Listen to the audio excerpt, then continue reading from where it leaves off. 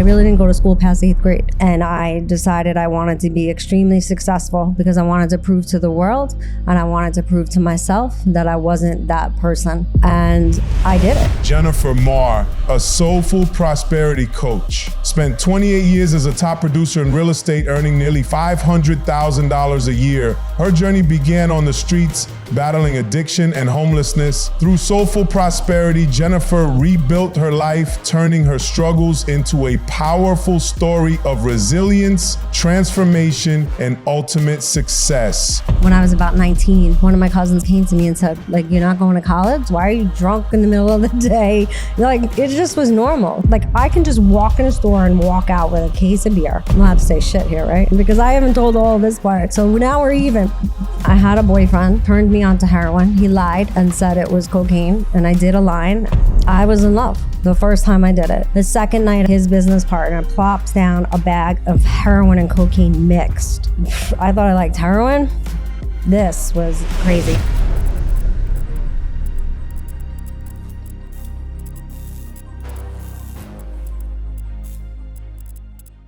Welcome to another episode of the Real Mentors Podcast, Real standing for real, examples altering lives. And today I have with me Jennifer Maher. Jennifer is not only a friend and colleague of mine, but she has an amazing story of redemption from addiction to life on the streets. Jen has also seen her business collapse. All of that I say to say that she's here today. She's rebuilt a life through Soulful Prosperity that she could have never have imagined in those dark times. And that's why I am honored and privileged to have you here today. Welcome to the show, Jen. Thank you, Sean. Good to be back with you. I love our deep conversations. Always good. There's just some people that you connect with, and I don't know what it is. It's the law of attraction, the universe, the struggle, the pain that we've both been through. And I was a guest on your podcast virtually, and I believe you were the first time I ever shared publicly in that setting that I was in prison. Yeah. And you got that out of me because you're such an open book. Yeah. You're such a great spirit, great heart. What is Soulful Prosperity? Explain to our audience what that means to you and how that's helped you reforge your life. So after I got off the streets, I got pregnant with my daughter under the worst of circumstances, and it turned my life around. And I woke up one morning and said, I'm going to get my real estate license. And I operated what I now coin as my shadow why. And I decided I wanted to be extremely successful because I wanted to prove to the world and I wanted to prove to myself that I wasn't that person, that version of me that I was for those 8 years or so. And I did it. You know, I became an industry leader. I was in the real estate industry for 28 years, top producer, both in residential and commercial, ran a partnership in a brokerage. I founded my county chamber of business council. First, it was the Chamber of Commerce, also a community leader, dealt with a lot of the elected officials, you know, going to Albany and doing all these different things. But I still felt a void and I wasn't whole. I was hiding and I was operating, wanting this success, but I wasn't taking care of myself. You know, I didn't really know the answer to who I was and what my purpose was. And so I still felt that need to kind of like de-stress at the end of the day and drink probably too much alcohol and do all kinds of things that were not feeding my soul. And then I had my business completely blow up on me. But the 5 years prior to that happening, actually, my journey with my spiritual journey started like 21 years ago. I stumbled upon a Buddhist monastery, started meditating. I actually became an ordained Buddhist priest. But I had like two personalities almost. You know, I had this spiritual practice, deep spiritual practice that meant the world to me. But then on the business side, I was, you know, very rough around the edges, just no bullshit, hardcore, get it done, and like a boss bitch, you know? Right. But I didn't bring those worlds together. And then the pandemic happened. And real estate shut down. So I got to work. And I was the chairwoman of the Putnam County Business Council. And I still got all those emails, even though I wasn't the chairwoman anymore. All the emails still came through to me. And the businesses just started crying out. They were freaking out, so scared, so angry. the political division started, the social, eruptions were happening, and I have a half Black daughter. It was a very, very intense time. And I just went to work. I started helping these businesses. And that's when I realized this is what lit me up. I never found anything that lit me up. And it was the coaching and the helping people overcome their fears and their anger and all those negative emotions that hold us back. And all of a sudden, I just knew who I was and why I was here and what purpose I served. But I still stayed in a business. I had already knew that this business relationship was no longer serving me, but I stayed out of fear, out of scarcity, out of comfort. Was the money good enough to stay too at the time? Oh, the money was phenomenal. Right. I was making just about $500,000 a year. But in your gut, you knew. Oh, I knew. And that's it. My business blow up was like one day I had it all. Literally that afternoon at noon, it was all gone. All the money that I invested, I didn't take care of myself. I didn't have the right paperwork to protect my investment, the right paperwork to protect my partnership, because I was operating out of that space of a kind of pretending to be Superwoman. Like if I could just do everything, he'll love me and never leave me. My business partner, right? No regrets, because I went into that relationship uneducated. I mean, I defaulted into real estate because I'm a high school dropout. I really didn't go to school past 8th grade. Wow. And so no regrets. I say it was a very expensive college degree because I invested over $500,000 into that company. Yeah. But I learned so much about myself. So thank God when the shit hit the fan, I'm allowed to say shit here, right? You're allowed to say fuck too if you want. Good. So when the shit had hit the fan, I had already been doing the work. So through the pandemic, I realized people needed me, not in the way that I thought. What they needed was the best version of me. And to be the best version of me, I had to put myself first. And I finally learned that and discovered that and started really taking good care of myself from the inside out, not about what people thought or how I would look or, any of that. I just let all that shit go. And so I pivoted on the dime. I started my coaching business. I didn't even have any capital. It's like the decision, it happens like this. But the lead up to that decision was decades in the making, because what I'm hearing, there's a lot to unpack there. But what I heard was the thing that you found your purpose, you knew who you were. All the things that led up to that were the elimination of the person you were not. Yes. And even though your gut knew it, your sensibility, the money's too good. I've already overcome all this shit, but I'm doing good. So let me just keep going.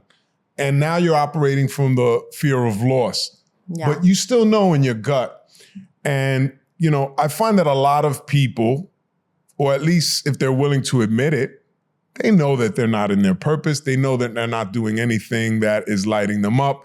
They're just continuing to go down the road less traveled, the road easier traveled, because it's familiar. Mm-hmm. And I want to go back to your struggles, because that's what really endeared me to you, because I didn't really see that coming when we had that conversation. Tell us about your life of addiction, your life on the streets, because I think that there's one person out here that'll hear this and it'll resonate with them, because they're going through some shit and they think there's not a way out or there's not a bright future. So paint that picture for us. What does your life look like, however many years ago?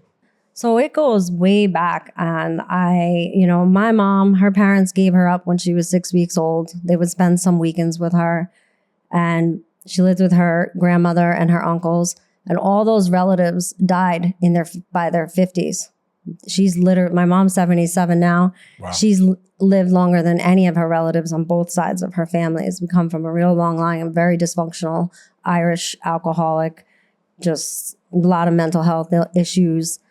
So she married my dad because he had 6 children in his family, but they got divorced when I was about 6 months old. And my mom did the best that she could, but really I didn't have any parental supervision, or I didn't have any mentors or anybody in my life like, you can be anything you want in the world. As a matter of fact, when I was about 19, one of my cousins finally came to me and said, "What are you doing? Like, you're not going to college?" And I'm like, "I can go to college?" I had no idea. Like I said, I didn't go to school past 8th grade. Nobody said, "You need to go to school. Why are you cutting out? Why are you doing this? Why are you drunk in the middle of the day?" Like, it just was normal. It was just, my mom had a series of men in and out of our lives. Some were abusive relationships. And, but she did the best that she could with what she was given. And my father was just MIA. And so that was a very dysfunctional life. And I built up this persona of this like party girl. I was the wild one. I was extreme. I had zero fear. I was born with no fear. Like, I was the kid jumping off the cliffs. My brother would be like crying and I'm like, "Yeah, you're a pussy." And I would go. Right? That was me I guess that gave me the attention that I didn't get. I don't know. Right? And it's also your spirit. Yeah. That wild spirit. Yeah. And that's why I have no regrets over any of it, because listen, sometimes I got to call in that side of me, Absolutely. There are times that street Jen needs to come to the table. You can't be a boss bitch without it. No, you cannot. And sometimes that's what you need to be. So I would party, through high school, whenever, all my friends were like functional and I was the crazy one. Where does it take a turn where it becomes unmanageable and dysfunctional beyond repair? Well, I think it always was. But then I had a boyfriend who turned me onto heroin. He lied and said it was cocaine. And I did a line. And I never shot heroin. I always snorted it. And I was in love the first time I did it. It like took me to a place. He had a lot of money. So we were very functional. And it got bad, and we broke up. We'd get back together. We'd break up. We'd get back together, and then I kept trying to get clean. And I actually had several stints. I went to California at one point to go to a rehab, and I was out there and I was doing really well. I was living in Newport Beach, right on the bay, with a bunch of girls, and he was in Florida and owned a restaurant. He's like, "Come on, let's get back together. Let's get back together." The second night I was there, his business partner plops down a bag of heroin and cocaine mixed. And I thought I liked heroin.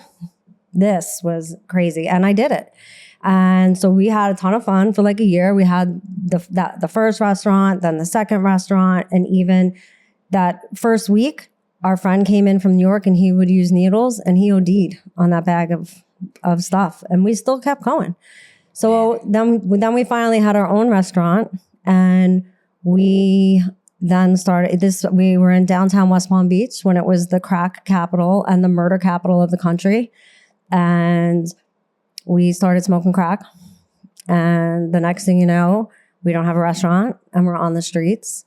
And he actually left me on the streets of West Palm Beach. And the irony of this is he died last year. He OD'd on a train going to Coney Island. He left me on the streets, went back home to his rich parents, and I stayed, and I went as low as you can possibly go. So then finally I got arrested, and somehow my mom found out. She got me out of the Dade County Penitentiary and got me on a plane in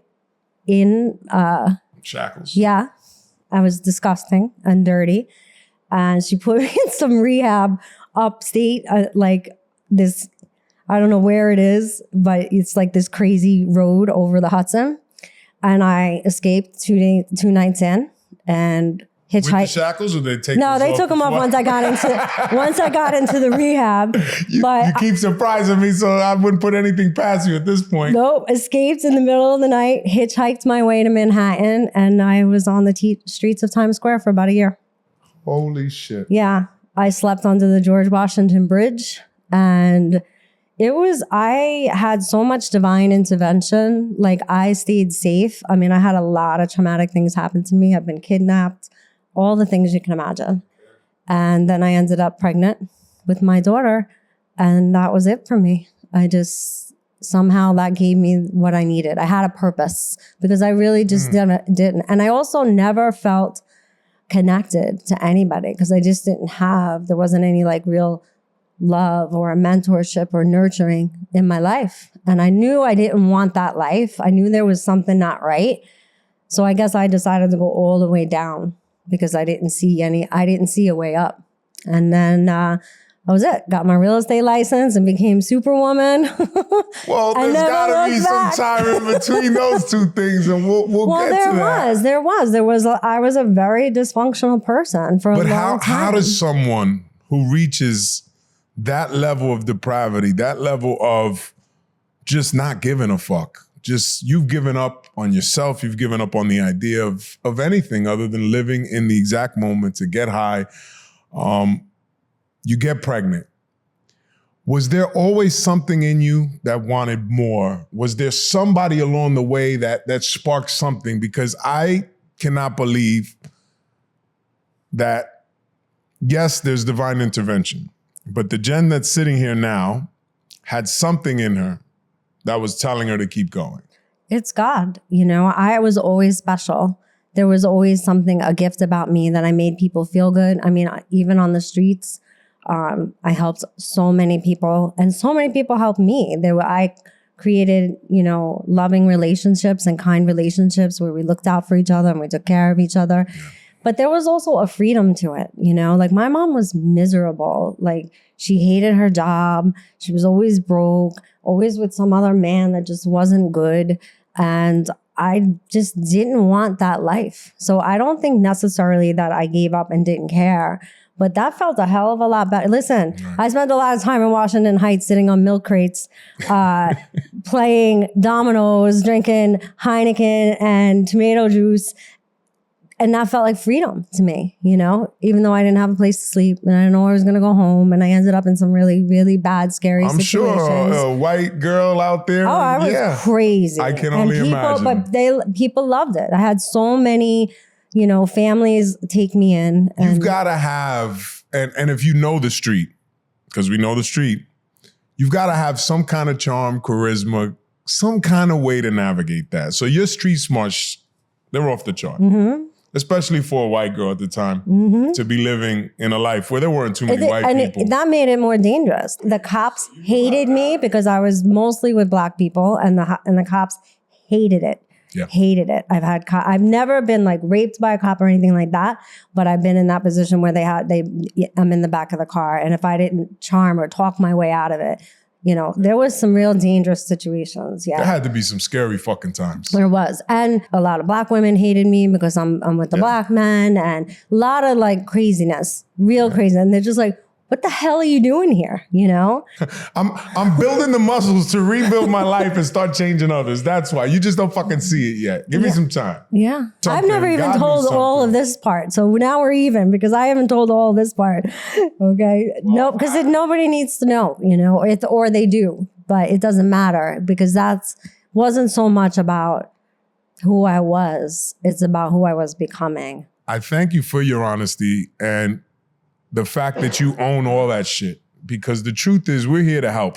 Yeah. We're here to help ourselves because this is therapy and we've talked about it. Mm-hmm. This is therapy for me. This is therapy for you. And hopefully we're going to impact just one person that hears this and says, oh, okay, I'm not the only one. Yeah. Tell us a little bit about your redemption. You're pregnant. Your daughter's coming.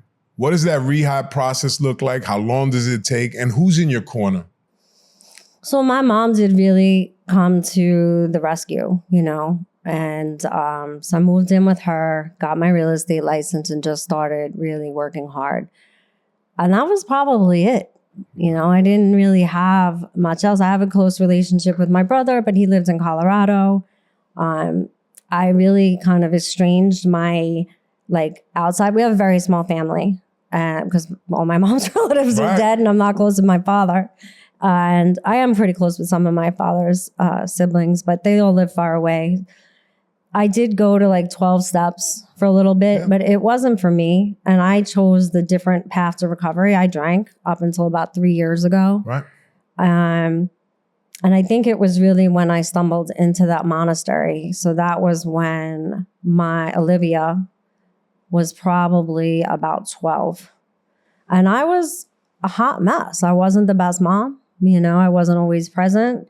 I drank a lot and would work.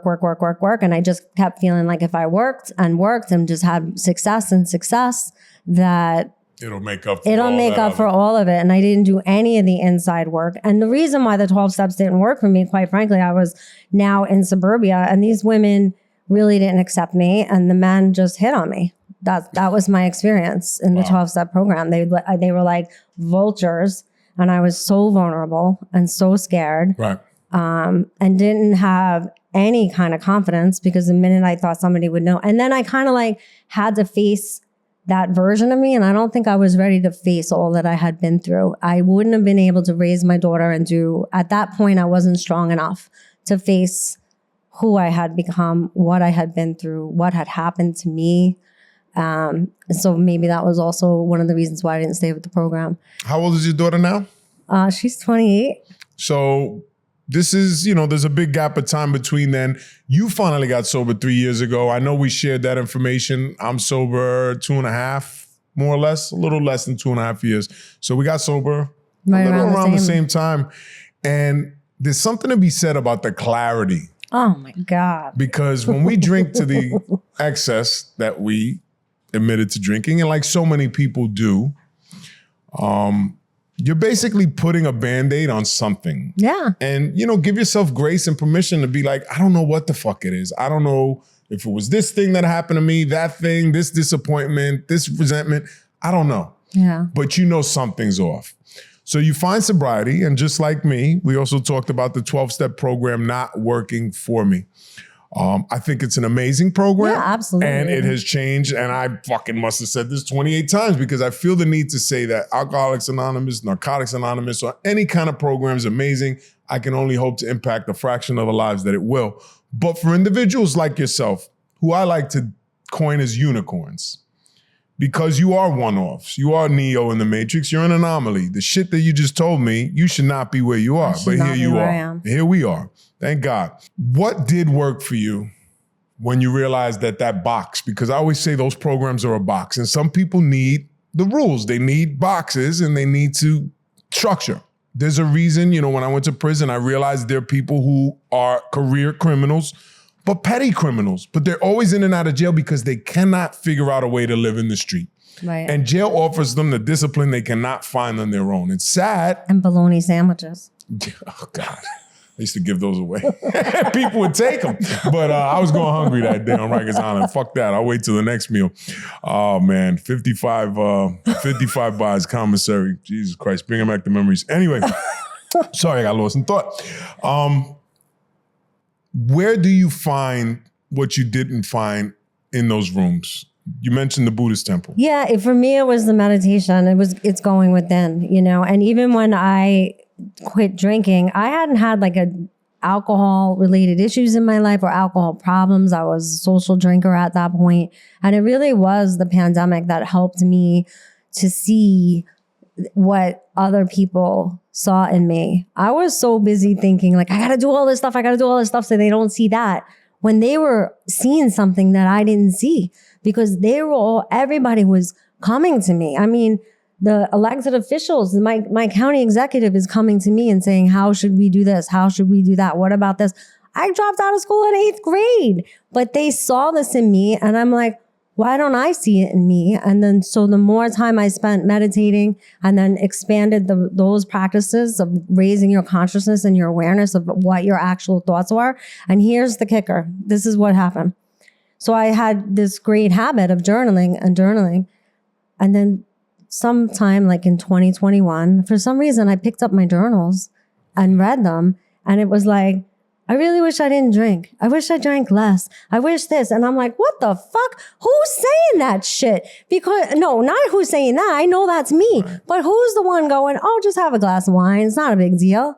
Who's the one saying like, oh, it's that voice. And it was the first time I realized that who I really was not Jen the party girl. It wasn't Jen the badass. It wasn't Jen the mom. It wasn't Jen the broker. It wasn't Jen the industry leader. There was something else deep inside. And other people saw it and I didn't. It was incongruent. You were living one way, but your soul, pun intended, was intending for you to be a completely different person. Yeah, Sean, I'm a nerd. Like all I want to do is take courses, read books, and coach people. If I can just do that all day, every day, like I'm Fuck that. happy. Let's run the streets, do dope, smoke crack, go to jail. Couldn't be further from the true you. No, I remember like one memory, right? I'm in like 9th grade and we go in to the store, steal a case of beer. Like I can just walk in a store and walk out with a case of beer, okay? And just putting them and just downing them and like just doing crazy stuff. Like I just had to make up these versions, these personas, because I just didn't know who I was. Well, you've got a far better, juicier, more helpful story to tell now because of all that shit that you've been through. Makes me one hell of a coach, by the way. You know, I try to encourage people who have yet to find their stride to just accept the fact that all the shit you've been through is a tool for you to offer others to deal with their own shit. Yeah. And unfortunately, we don't see ourselves as those kinds of people. But, you know, people are our greatest resource and we all have the ability to lift one another up based on experience. And you know what's funny? I actually work better with high performing people that have a high level of success and so on, but they're stuck and they're not happy and they don't feel free and they don't feel joy. And they're like, this woman has been through all of this and has struggled and then lost it all, built it back, and she's happy and free. And what the heck is going on here? You offer an instant perspective as to what the fuck am I talking about? How can I be complaining? Yeah. And, you know, it's pretty cool to have that dynamic because I'm facing it myself. I'm faced with the same, you've seen, you know, since we met a couple years ago, how much difference in me there is. And it was just, there's still a struggle. Just the other day, I broke down. It's like, this is fucking lonely. Like, because I'm stepping into a place that I have no idea what's going to happen. What's on the other side? I have no idea if I'm going to succeed. I'm going to fail. I'm going to look like a fool or make a fool of myself or say the wrong thing. What you're talking about right now, the practice is getting comfortable with the unknown and actually knowing when you're in that space is when you're actually at home. And one of the practices I started a couple of years ago, I really changed a little bit of my meditation. And it is literally just sitting, and when the thoughts come in, you let them go. Thoughts come in, you let them go. Thoughts come in, and then you get to this place where it's just space and completely unknown. You don't even know how much time you're sitting there. You don't know what, like you're just in space.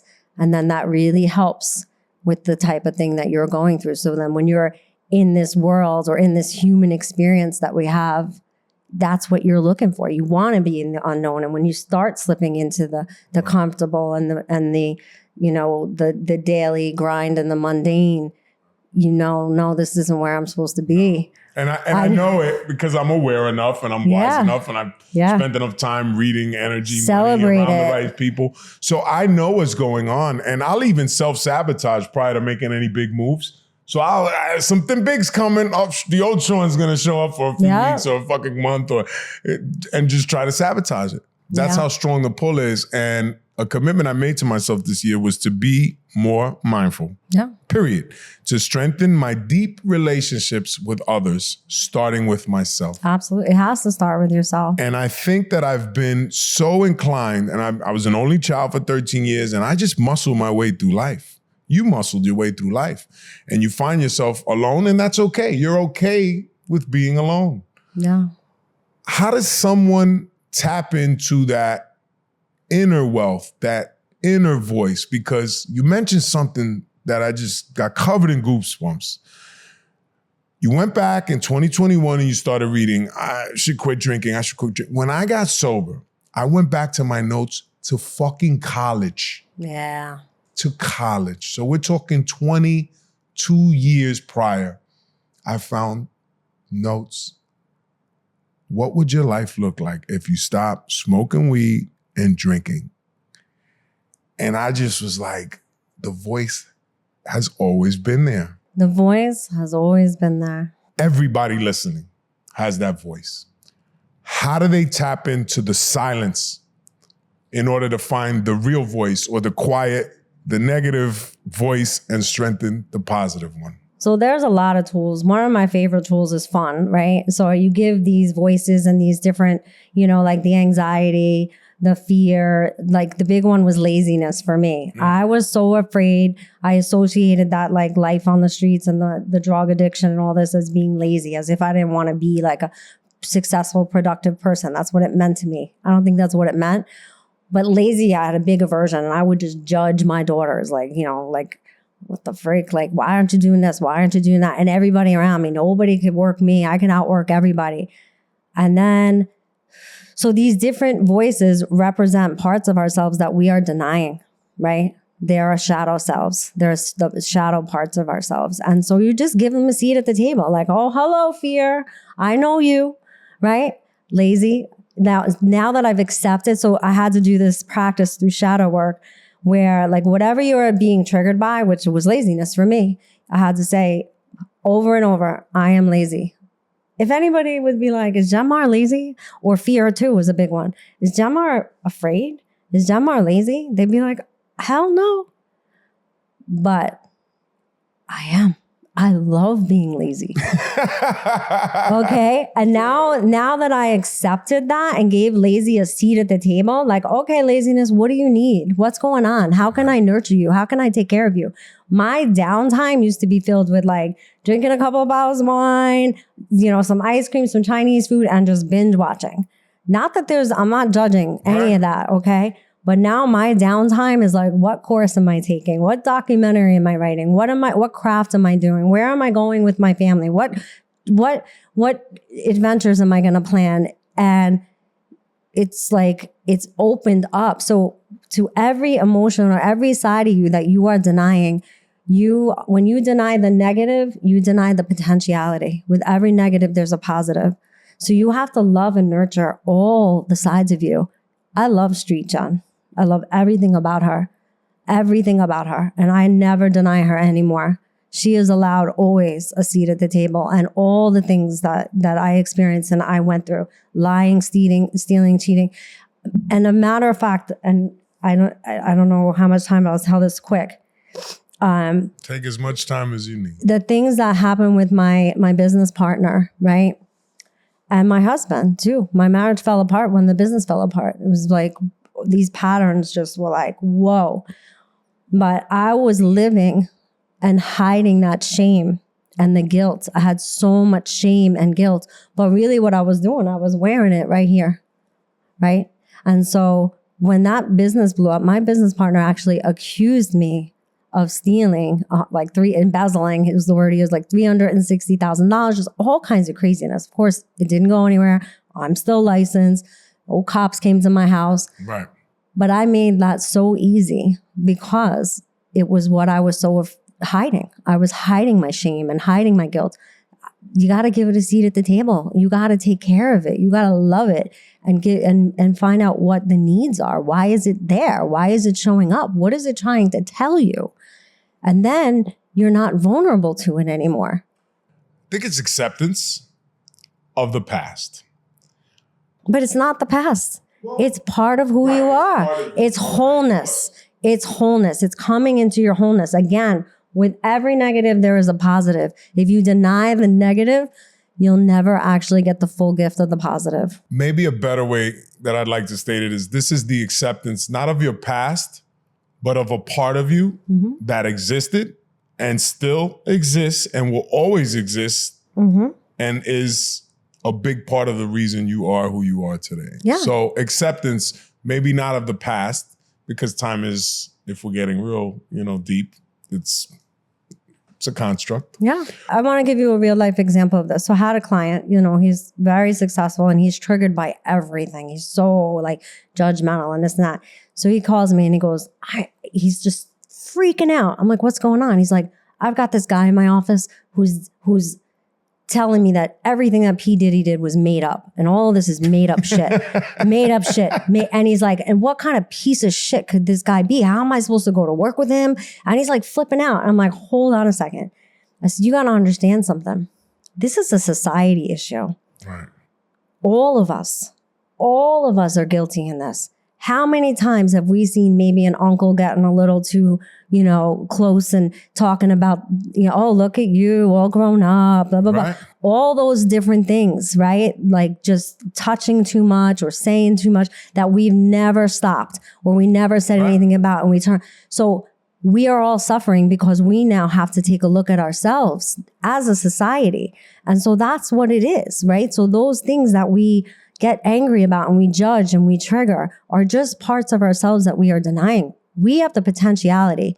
And so when we deny the potentiality of the worst, like a P. Diddy or whatever, whoever you think is the worst and the behavior you think is the worst, when you deny that behavior, you are also denying the potentiality for thoughts that haven't even been conceived yet. We have the potential to do things that haven't even been thought of yet. Is it kind of a blockage? It is, because this is our wholeness. God didn't judge kings that killed millions of people, did he? Did he? He didn't. Because that is life, and life goes on, and life is chaos. Life is good. Life is bad. Life is ugly. Life is beautiful. But we are the light. And when we stay in the light, but if we deny the darkness, there is no light. If I had a mic, I'd drop it. But how does someone who's interested in beginning that inner journey, is there a direction you would steer them in to get started? Because I think that internal reflection is something very foreign to most people outside of prayer. And prayer is a form. Yeah. When you're speaking to God, you're kind of speaking to yourself, the universe, whatever you believe. You're putting it out there, but it's coming from you. How does someone who's familiar with prayer or the occasional prayer when the shit hits the fan, God help me, not when the good times, but what are some of the practices that any person can take to start them on that journey to awareness?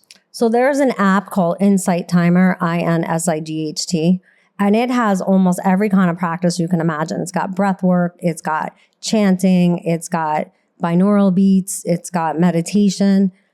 Pick one. Commit to 5 minutes a day for 40 days. And just observe what happens. Just observe what happens. And then go to 10 minutes and then go to long. But there's lots of, breath work is a very powerful way to go within and to become conscious and to soothe your nervous system, because what we're doing is allowing our brain to run our lives. Those thoughts are not us. Those are programming that you got from your ancestors. Like I come from the longest line of the most fucked up people. Okay? Like a long, long line of fucked up people. So you're the one. Yeah, like I am the one. Says, I truly believe I am the one. I am a way shower, and I am healing all of my ancestors. Not only because we always think I'm doing this for my daughters and my granddaughter and their children and their of course I do that. It goes all the way back and it goes all the way forward. And so I do believe that, but I think each one of us are the one. We are all here for a purpose. And so if you can't answer, just start asking yourself as you're doing this 5 minutes a day practice, who am I? And if you're answering, I'm Sean, the medical this, the father, this, you don't know the answer. Right. You don't know the answer yet. Why am I here and who am I? Life is noisy.